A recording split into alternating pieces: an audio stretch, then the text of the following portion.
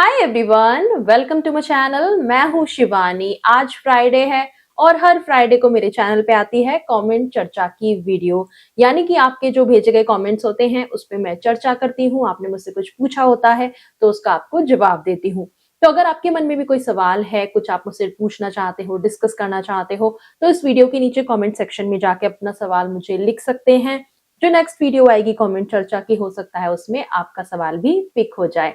और आइए अब हम डिस्कस करते हैं कुछ ऐसे कमेंट्स पे जिन्हें मैंने आज की वीडियो के लिए चूज किया है। अगर मेरी वीडियोस में आपको कुछ भी अच्छा लगता है तो प्लीज लाइक करके अप्रिशिएट जरूर किया करें। सुपर थैंक्स भी आप मुझे कर सकते हैं। और मेरे चैनल पर अभी तक आपने सब्सक्राइब नहीं किया है तो भाई सब्सक्राइब भी कर लीजिए ताकि आप मेरे सारे वीडियोस देख पाओ।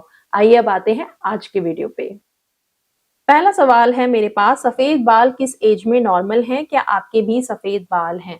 मुझे ऐसा लगता है 30 के बाद में, 30 की उम्र के बाद में आपके सफेद बाल अगर आपको दिखें तो वो नॉर्मल है। आज की जो ऐसी हमारी जीवन शैली है, जैसे हम अपनी जिंदगी जी रहे हैं, खान पान थोड़ा सा बिगड़ा हुआ है हमारा पहले के जमाने के कंपैरेटिवली, और पॉल्यूशन वगैरह तो है ही। तो अक्सर 30 के बाद में, इस एज में, हमारी एज में आपको सफेद बाल देखने को मिल जाएंगे। कुछ लोगों में ये लेट 20s में भी होते हैं। मैंने ये भी देखा है कि जो लोग फैशन के चक्कर में जल्दी ही अपने बालों को कलर कराना शुरू कर देते हैं तो उनके बाल सफेद होना ज्यादा और जल्दी होते हैं। ब्लीच वगैरह अगर आप कराते हो, हेयर प्रोडक्ट्स आप कितने ज्यादा यूज कर रहे हो, तो कहीं ना कहीं इन चीजों का भी साइड इफेक्ट होता है। मेरे बाल अभी तक मैंने कभी कलर नहीं किए हैं। ये नेचुरल मेरा ब्लैक कलर है और अभी तक ज्यादा मेरे ऐसे कोई सफेद बाल नहीं हुए हैं। अभी कुछ दिन पहले मुझे एक सफेद बाल यहाँ कहीं कान के पीछे दिखा था, जिसे मैंने प्लक करके निकाल दिया। और ये भी बोला जाता है कि अगर आप अपने सफेद बाल तोड़ दो, प्लक कर दो, तो ज्यादा हो जाते हैं। पर ऐसा अभी तक मेरे साथ तो नहीं हुआ है। अभी तक मुझे बहुत ज्यादा कोई सफेद बाल देखने को नहीं मिले हैं और ना ही दोबारा वो देखने को मिला है। तो हाँ, सफेद बालों की शुरुआत हो चुकी है एक बाल दिखने से, लेकिन अभी तक उतना ज्यादा नहीं मुझे देखने को मिला है। और मैं अपने अर्ली 30s में ही हूँ, 33 मेरी एज है। नेक्स्ट कमेंट पे आते हैं। मेरा एक सवाल है, अगर दोनों पार्टनर्स नॉन एचआईवी हैं तो क्या वो पार्टनर्स विदाउट प्रोटेक्शन सेक्स कर सकते हैं? जी हाँ, कर सकते हैं। एचआईवी उनको ट्रांसफर नहीं होगा, लेकिन एचआईवी के अलावा भी बहुत सारे एसटीआई एंड एसटीडी होते हैं। क्लैमिडिया है, गोनोरिया है, ऐसे और भी होते हैं जो सेक्सुअल ट्रांसमिटेड इन्फेक्शन है, तो वो आपको लग सकते हैं। अगर आपको प्रेगनेंसी नहीं चाहिए और तब ऐसे में आप इंटीमेट होते हो तो उससे भी आपको कॉन्डोम सेव करता है। इसके टेस्ट भी होते हैं कि आप चेक करा सकते हैं कि आपको ये इन्फेक्शन वगैरह है या नहीं। तो अगर आप दोनों को नहीं है तो आप कर सकते हैं विदाउट कॉन्डोम। और प्रेगनेंसी से बचने के लिए आप दूसरे कॉन्ट्रासेप्टिव मेथड जो हैं अवेलेबल, उनको आप देख सकते हो कि उसमें से आपके लिए क्या सुइटेबल है।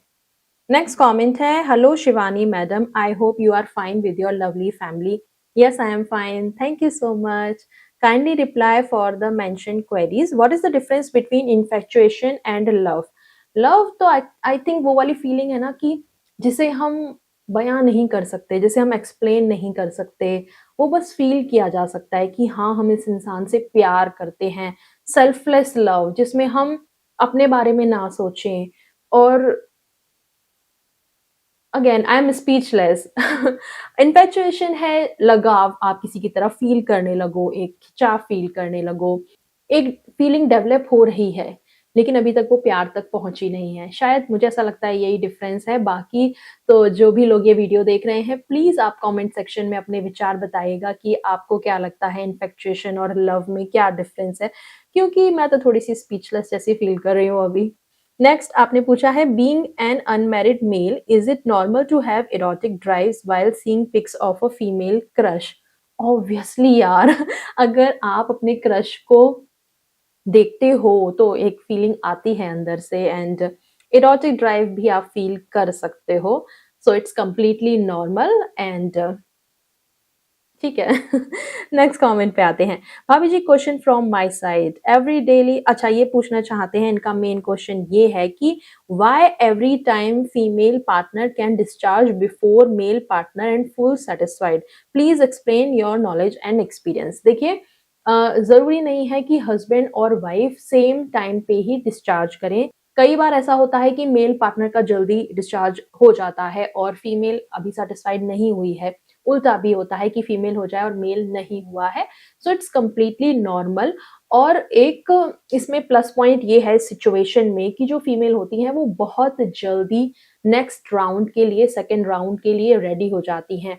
एक फीमेल मल्टीपल ऑर्गेज़म भी फील कर सकती है। तो ऐसे में क्या है ना कि जब अगर मेल का जल्दी डिस्चार्ज हो गया तो आपको एक ब्रेक लेना पड़ेगा, आपको दोबारा से वो मतलब फोर प्ले वगैरह में जाना पड़ेगा, तो तब जाके आप सेकेंड राउंड कर सकते हो। जबकि फीमेल के केस में ऐसा क्या है कि आपको ऐसा कोई वेट करने की ज़रूरत नहीं है, आप कंटिन्यू भी कर सकते हो। बस वो मतलब वो ज़ोन में होनी चाहिए आप, वो मूड में होनी चाहिए आप। सो इट्स कंप्लीटली ओके, ऐसा हो सकता है कि फीमेल भी जल्दी सैटिस्फाई पहले मेल के हो जाए। एंड मेरी इस पे अलग से वीडियो भी है कि अगर मेल और फीमेल दोनों की टाइमिंग्स मैच नहीं करती हैं, आप अलग-अलग टाइम पे डिस्चार्ज होते हो, तो ऐसे में भी आप अपनी सेक्स लाइफ को कैसे एन्जॉय कर सकते हैं, कैसे जो पार्टनर जल्दी डिस्चार्ज हो गया है, वो दूसरे की हेल्प कर सकता है, ताकि दोनों ही पार्टनर एक-दूसरे से सैटिस्फाइड फ़ील करें। तो उस वीडियो को मैं रिकमेंड करना चाहूँगी आपको, आप देख लीजिएगा, जिससे कि आपकी थोड़ी और हेल्प हो जाए, ताकि जो पार्टनर जल्दी डिस्चार्ज हो गया है, वो अपने दूसरे पार्टनर की हेल्प कर पाए। मैं यहाँ पे उस वीडियो का लिंक दे दूँगी। नेक्स्ट कमेंट पे आते हैं। Hello ma'am, would you agree with me that most men only listen to their wives for sex? So should you explain to the public that a wife is not just for sex but for life? So it is wrong to make false promises in the lure of sex. I am from Pakistan and I am watching your videos these days. Thank you so much for watching my videos. और मैं आपको ये बोलना चाहूँगी कि yes, आपकी बात बिल्कुल सही है कि सिर्फ एक चीज़ का रिलेशन नहीं होता है हमारा, सिर्फ फिजिकल रिलेशन नहीं होता है, डीपली इमोशन वाला रिश्ता भी हम डेवलप करते हैं। आगे चल के जब आपकी लाइफ में बच्चे आते हैं तो आप पेरेंट बनते हो, तो और भी ज़्यादा डीप कनेक्शन आप फ़ील करते हो। एक पेरेंट जैसे फिर आपका कनेक्शन बनता है, तो बहुत सारे एस्पेक्ट होते हैं एक हस्बैंड वाइफ के रिलेशनशिप में। एंड यू आर राइट कि मतलब सिर्फ सेक्स नहीं है। लेकिन मैं एक चीज़ मेंशन करना चाहती हूँ यहाँ पे कि जब एक वाइफ को अपने हस्बैंड से कुछ चाहिए होता है, जैसे कि शॉपिंग मुझे वो कराने ले जाएँ, या उनको कहीं जाना है, अपने मायके में जाना है, या कुछ भी ऐसी बात हो कि जो उन्हें अपने पति से मनवानी हो, तो वो कितना स्वीटली बिहेव करती हैं, हस्बैंड के फेवरेट खाना बनाएँगी और भी चीज़ों से उनको लुभाने की, रिझाने की कोशिश करती हैं।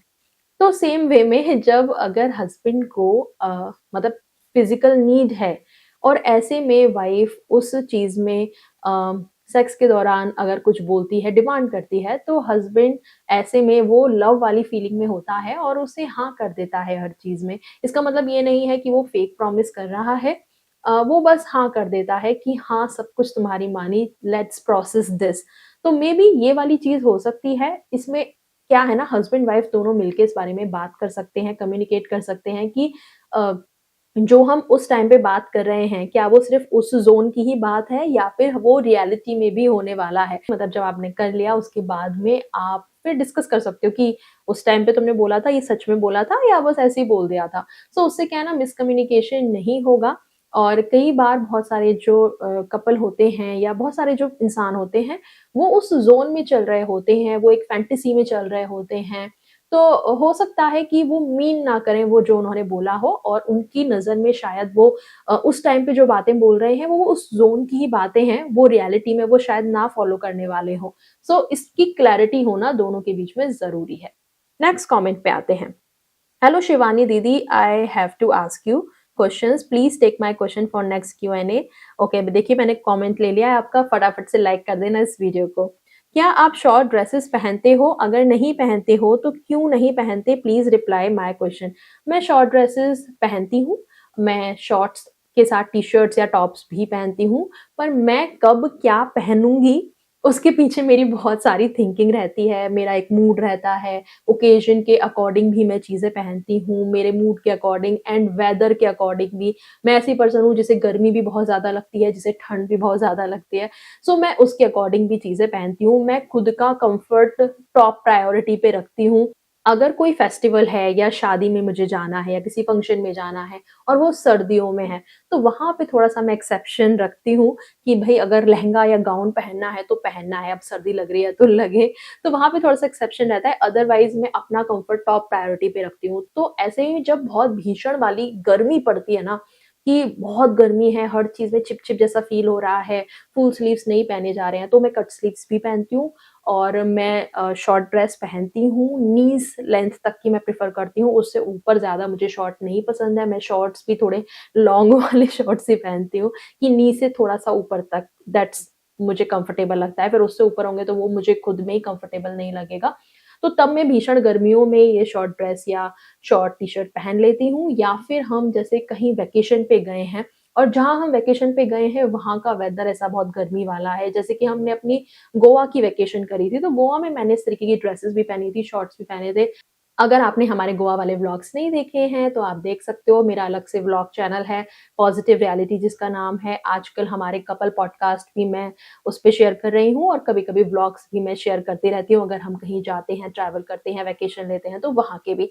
तो मैं आपको लिंक दे दूँगी पिन कमेंट में और डिस्क्रिप्शन बॉक्स में तो होता ही है, पॉज़िटिव रियलिटी हमारा व्लॉग चैनल, उसको आप सब्सक्राइब कर सकते हैं। नेक्स्ट कमेंट पे आते हैं, दी आप अगले जन्म में क्या बनना चाहोगी, लड़का या लड़की? यार मैं इतना नहीं सोचती हूँ अगले जन्म तक का, क्योंकि टाइम ही नहीं है यार बहुत बिजी लाइफ है।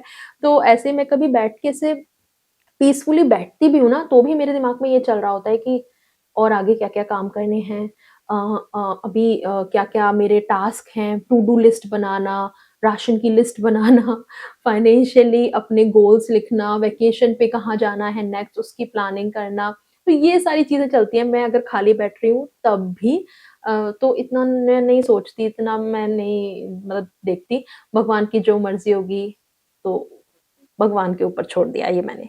नेक्स्ट कमेंट पे आते हैं, शिवानी जी क्या किसी का बॉडी काउंट हाई होने से उसे इंटरकोर्स के दौरान प्लेज़र फ़ील होना कम या बंद हो जाता है? देखिए बॉडी काउंट अगर किसी का हाई है, वो बार-बार ऐसे फिज़िकल रिलेशन में जाता है, तो वहाँ पे उसको फिज़िकल सैटिस्फैक्शन मिलती होगी, उसे मज़ा आता होगा, तभी तो वो जा रहा है, क्योंकि इमोशनल नीड तो उसकी फुलफिल नहीं हो रही है, फिज़िकल नीड फुलफिल हो रही है तभी तो वो ये कर रहा है, तो मज़ा आ रहा है ऑब्वियसली इसीलिए वो कर रहे हैं।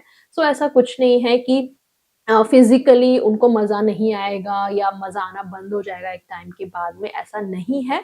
इवन अगर आप एक पार्टनर के साथ भी रहो, जैसे कि हस्बैंड वाइफ हैं अगर, और वो भी एक मतलब एक लाइफ लॉन्ग जर्नी पे चलते हैं, वही एक दूसरे के सेक्सुअल पार्टनर रहते हैं, तो क्या उनको एक टाइम बाद जाके एक दूसरे के साथ मज़ा नहीं आएगा? आएगा ना। तो वैसे ही अगर अलग-अलग पार्टनर भी हैं, तो वहाँ पे भी उसको कुछ क्षण भर की खुशियाँ मिल रही हैं, एक ऑक्सीटोसिन नाम का हार्मोन होता है जो रिलीज़ होता है, जो हमें अच्छा फ़ील कराता है, वो मिल रहा है इसीलिए लोग कर रहे हैं। वैसे मैंने बॉडी काउंट के ऊपर अभी रिसेंटली वीडियो बनाई है, मैं चाहूँगी कि आप उसे देखें।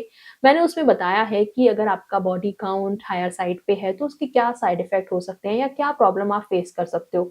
ये वाली प्रॉब्लम तो नहीं है उसमें, लेकिन उसके अलावा और बहुत प्रॉब्लम है, जो हो सकती हैं। तो मैं आपको रिकमेंड करूँगी आप मेरी वो वीडियो ज़रूर देखें, लिंक आपको मैं यहाँ पे मेंशन कर दूँगी उस वीडियो का। नेक्स्ट कमेंट पे आते हैं, दीदी जब हमको बेबी नहीं चाहिए होता है तो ऑपरेशन कराती हैं लेडी, उसमें कैसे क्या प्रोसेस होता है, इस पे वीडियो बना दीजिए, और जब ऑपरेशन हो जाता है तो पीरियड कैसे आता है, दी इस पे फुल वीडियो बना दीजिए। देखिए इसके बारे में मैंने पूरी डिटेल्ड वीडियो बनाई हुई है फीमेल स्टरलाइजेशन के बारे में, तो इस वीडियो को मैं रिकमेंड करूँगी आपको, आप देखिए और उसमें आपको अच्छे से समझ आ जाएगा। यहाँ पे मैं आई बटन पे उस वीडियो का लिंक आपको दे दूँगी। नेक्स्ट कमेंट है, दी मेरा नेक्स्ट क्वेश्चन ये है कि फ्लेवर कॉन्डोम से फिजिकल हो सकते हैं या नहीं? फिजिकल के लिए बेस्ट कॉन्डोम कौन सी है, प्लीज रिप्लाई। देखिए जो फ्लेवर कॉन्डोम होते हैं वो ओरल सेक्स के लिए होते हैं, उसमें एक फ्लेवर डाला जाता है जिससे कि आप ओरल सेक्स को एंजॉय कर पाओ। कॉन्डोम की एक एक अपनी लेटेक्स जो उसका मटेरियल होता है उसकी एक स्मेल होती है रबड़ी जैसी, मतलब रबड़ी नहीं मतलब रबर रबर जैसी। सो वो स्मेल ना आए, एक फ्लेवर आप फील करो, ओरल टाइम को एंजॉय कर पाओ, तो उसके लिए फ्लेवर आते हैं। नॉर्मल अगर आप फिजिकल होने में इस तरीके के फ्लेवर वाले कॉन्डोम का यूज करेंगे तो आपको इन्फेक्शन उससे लग सकते हैं, आर्टिफिशियल उसमें वो चीजें होती हैं, तो उससे आपको इन्फेक्शन लग सकता है आपके प्राइवेट पार्ट एरिया पे। तो नॉर्मल सेक्स के दौरान इस तरीके के फ्लेवर कॉन्डोम आप ना यूज़ करें। इसके अलावा जो बाकी कॉन्डोम्स अवेलेबल हैं मार्केट में, उसमें से आप कोई भी यूज़ कर सकते हैं जो आपको सही लगे, सूटेबल लगे। आप अलग-अलग ट्राई करके देख सकते हैं अपने अकॉर्डिंग। नेक्स्ट कमेंट है, शादी से पहले ब्लड टेस्ट क्यों करवाना चाहिए एंड रिपोर्ट को कैसे समझें, प्लीज आंसर। देखिए, ब्लड टेस्ट अगर जो भी लोग करवाते हैं तो मुझे ऐसा लगता है पर्सनली कि वो इसीलिए कराते हैं ये देखने के लिए कि कोई पहले से इनको डिसीज ऐसी तो नहीं है, या कोई बीमारी ऐसी नहीं है कि जिसका हमें पता ना हो, ये हमें बता ना रहे हो। तो जो ब्लड टेस्ट होता है उसमें जैसे कोलेस्ट्रॉल चेक होता है, शुगर चेक होता है, थायराइड चेक होता है, ब्लड प्रेशर तो चेक किया ही जाता है बेसिकली। सो इस तरीके की जो बीमारी हैं, जो लाइफ लॉन्ग आगे तक चलने वाली हैं, क्योंकि देखिए, कहना बहुत आसान है कि अगर कोई बीमारी होगी भी तो क्या हुआ? क्या बीमार लोगों का शादी करने का कोई हक नहीं है? क्या बीमार लोगों से कोई शादी नहीं करेगा? नहीं, ऐसा नहीं है कि उनकी शादी नहीं होनी चाहिए या उनसे कोई शादी ना करे। बस ये है कि आपको पहले से पता हो कि आप किस चीज़ से आगे डील करने वाले हो। मेरे खुद के जीजू को, उनकी पूरी फैमिली को डायबिटीज़ का मतलब है, उनकी फैमिली में रन करता है। उनकी जो मदर हैं, उनकी डेथ भी डायबिटीज़ के अटैक से हुई थी और जो मेरे जीजू हैं, उनके साथ मेरी दीदी को बहुत सारे प्रिकॉशंस रखने पड़ते हैं, उनका ख़्याल रखना पड़ता है। वो ज़्यादा टाइम तक भूखे नहीं रह सकते। तो ये चीज़ें पहले से आपको क्लियर होना चाहिए कि इस पर्सन को जिससे मैं शादी करने वाला हूँ, इसको ये चीज़ है और इसके साथ मुझे पता है मुझे क्या-क्या चीज़ें मतलब उसकी टेक केयर करनी पड़ेगी। तो ये आपको चीज़ें पता होनी चाहिए। सेम वे में जिन लोगों को थायरॉइड होता है, जिन स्पेशली लड़कियों को थायरॉइड होता है, उनको आगे चल के माँ बनने में बहुत प्रॉब्लम आती है, या फिर पीसीओडी या पीसीओएस है तो उनको प्रॉब्लम आती है। तो देखो, ऐसे में भी अगर एक लड़के को पहले से पता हो और हस्बैंड वाइफ दोनों मिलके इस चीज़ की प्रिकॉशन लेके चलें, थायरॉइड की वो टाइम से मेडिसिन ले रही हो, पीसीओडी, पीसीओएस में तो आपको अपना लाइफ़स्टाइल चेंज करने की ज़रूरत होती है, दोनों मिलके एक अच्छा हेल्दी लाइफ़स्टाइल फ़ॉलो करेंगे, तो ये चीज़ें ऐसा नहीं है कि इससे बहुत ज़्यादा आपके रिश्ते में प्रॉब्लम आ रही है। नहीं, बस ये है कि आप उस चीज़ का प्रिकॉशन लेके चलोगे, आपके पार्टनर को पता होगा कि कैसे आपका ध्यान रखना है या आपको ये प्रॉब्लम है तो उसके साथ कैसे डील करना है, बस यही चीज़ होती है। और एक चीज़ मैं बोलना चाहूँगी कि देखो, ब्लड रिपोर्ट से भी ज़्यादा जो मायने रखता है वो है कि आपका ब्लड ग्रुप क्या है, हस्बैंड का ब्लड ग्रुप क्या है और वाइफ का ब्लड ग्रुप क्या है। कई बार ब्लड ग्रुप ऐसे होते हैं हस्बैंड और वाइफ के कि आगे बच्चों को उससे प्रॉब्लम हो सकती है। मतलब बच्चों को आगे फ्यूचर में जो उनके बच्चे पैदा होंगे, उस 2 ब्लड ग्रुप ऐसे अगर मिल गए जिनके बच्चे होते हैं, तो उनमें प्रॉब्लम हो सकती है। तो ब्लड ग्रुप मैच करना बहुत ज़्यादा इम्पोर्टेंट है। मैंने इस पे अलग से सेपरेट में डिटेल में वीडियो बनाई हुई है कि क्या कैसे चेक करना है। मैं रिकमेंड करूँगी आपको, वो आप वीडियो देखिए। यहाँ पे मैं लिंक दे दूँगी उस वीडियो का, और आप ब्लड ग्रुप एटलीस्ट मैच करिए, क्योंकि ये तो इतनी बड़ी कोई बात भी नहीं है, ना कोई मतलब कोई ऐसी प्रॉब्लम क्रिएट करेगा कि तुम ब्लड ग्रुप क्यों पूछ रहे हो मेरा? हाँ, ब्लड अगर आप रिपोर्ट चेक करवा रहे हो तो आई थिंक फिर लोगों को थोड़ा-सा ये प्रॉब्लम हो सकता है कि तुमको ब्लड रिपोर्ट क्यों देखनी है? लेकिन एटलीस्ट ब्लड ग्रुप तो आप पूछ ही सकते हो ना अपने होने वाले पार्टनर का, और फिर आप अपने साथ चेक करके देख सकते हो कि क्या हमारे आने वाले बच्चों को इससे कोई प्रॉब्लम होगी या नहीं। सो आप वो वीडियो देख लीजिएगा मेरी। नेक्स्ट कमेंट और कोई भी नहीं है, यही थे सारे कमेंट जो मैंने आज की वीडियो के लिए पिक करे थे। आई होप आपको मेरे जवाब जो हैं वो सैटिस्फाइड लगे हों। कुछ भी अच्छा लगा हो इस वीडियो में तो प्लीज़ लाइक ज़रूर कीजिएगा, और भी आप मुझे कमेंट कर सकते हैं ताकि हम इस सीरीज़ को ऐसे ही आगे बढ़ाते रहें। और मैं मिलूँगी आपसे अब मंडे को मेरे चैनल पे आती हैं टॉपिक वाइज़ वीडियो, और हर फ्राइडे को आती है इस तरीके की कमेंट चर्चा वीडियो। तो बने रहिए मेरे चैनल पे, सब्सक्राइब ज़रूर कीजिएगा। अभी मैं चलती हूँ, मिलूँगी आपसे अगले वीडियो में एक नए टॉपिक के साथ। तब तक के लिए बाय, टेक केयर।